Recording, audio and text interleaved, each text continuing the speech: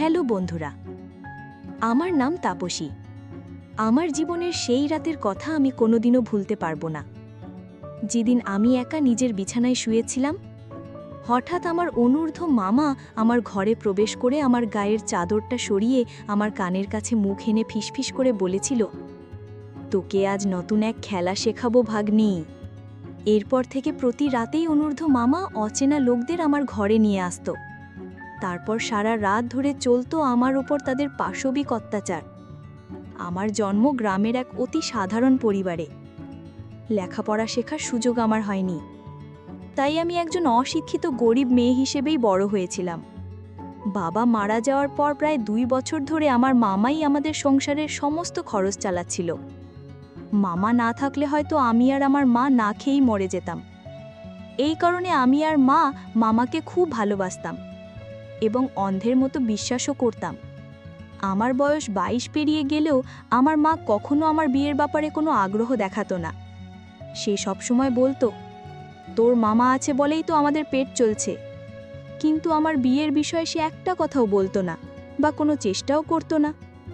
বাবা মারা যাবার 2 বছর পর একদিন অনূর্ধ্ব মামা আমাদের বাড়িতে এসে মাকে বলল যে আমার জন্য একটা দারুণ খুশির খবর আছে।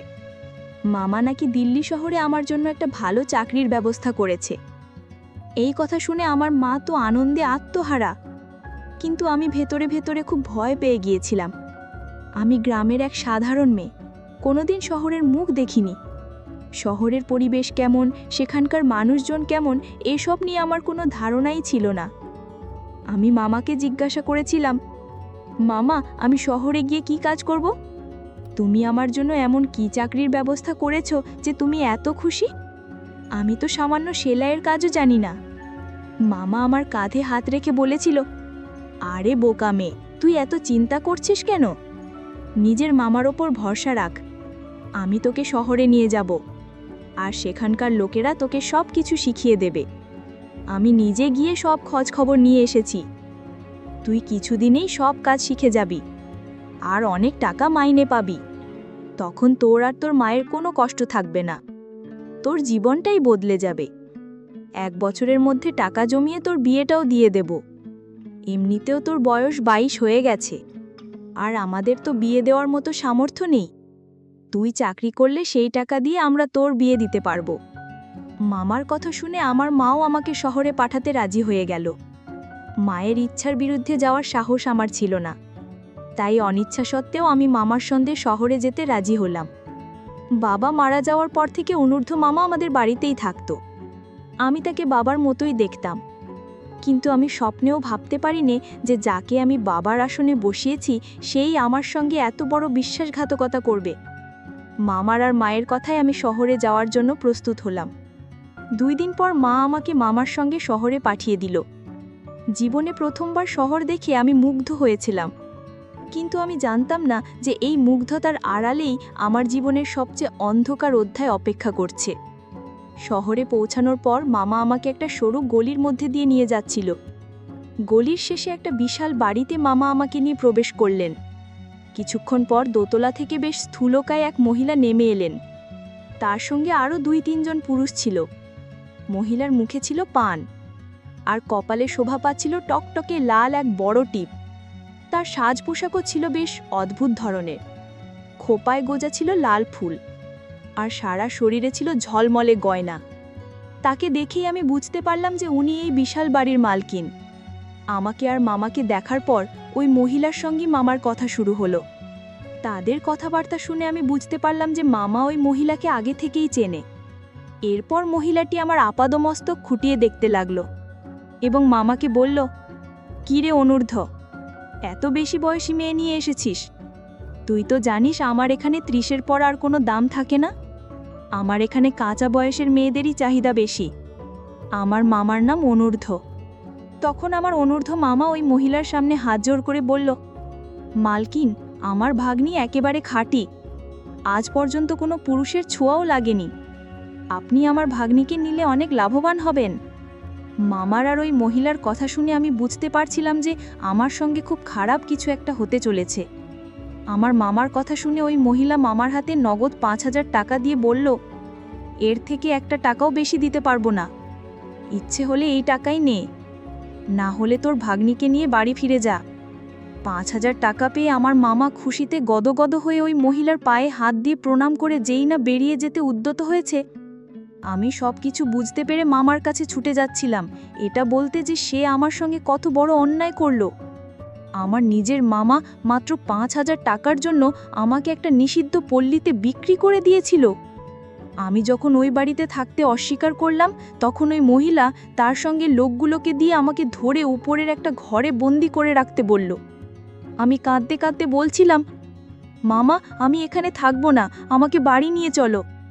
তুমি আমার সাথে এমন করতে পারো না, আমাকে আমার মায়ের কাছে নিয়ে চলো, দয়া করে আমাকে এখানে ফেলে যেও না। কিন্তু আমার মামা একবারের জন্য আমার দিকে ফিরে তাকালো না, সে আমাকে সেখানেই ফেলে রেখে চলে গেল। ওই মহিলা আমাকে একটা ঘরে বন্দি করে রাখলে আমি বাড়ি ফেরার জন্য ছটপট করতে লাগলাম। আমি ভয়ে চিৎকার করে কাঁদতে শুরু করেছিলাম। আমি স্বপ্নেও ভাবতে পারিনি যে আমার নিজের মামা আমাকে শহরে আনার নাম করে একটা নিষিদ্ধ পল্লীতে বিক্রি করে দেবে। সারাদিন আমাকে ওই ঘরে বন্দি করে রাখা হলো। সন্ধ্যের পর ওই মহিলা, যাকে ওই বাড়ির সবাই মালকিন বলে ডাকত, আমার ঘরে ঢুকল। আমি তাকে দেখা মাত্রই কান্নায় ভেঙে পড়ে তার পায়ে ধরে বললাম, মালকিন আমাকে এখান থেকে বাড়ি যেতে দিন, আমি এসব কাজ করতে পারবো না। মালকিন আমাকে সজোরে ধাক্কা দিয়ে বলল, বেশি নাটক করবি না, একটু পরেই খদ্দের আসবে, নিধি তোকে সুন্দর করে সাজিয়ে দেবে, ভালোভাবে তৈরি হয়ে থাকবি, আর আমার খদ্দেরকে খুশি করবি, এর বিনিময়ে তুই অনেক টাকা পাবি। তোকে তো আমি আর ফ্রিতে কাজ করাবো না, তাই কান্নাকাটি বন্ধ কর। আর একটা কথা মনে রাখিস, এখান থেকে আজ পর্যন্ত কোনো মেয়ে পালাতে পারেনি, তুইও পালানোর চেষ্টা করবি না, করলে ফল খুব খারাপ হবে। সেই দিন থেকেই আমার জীবনটা পুরোপুরি বদলে গেল।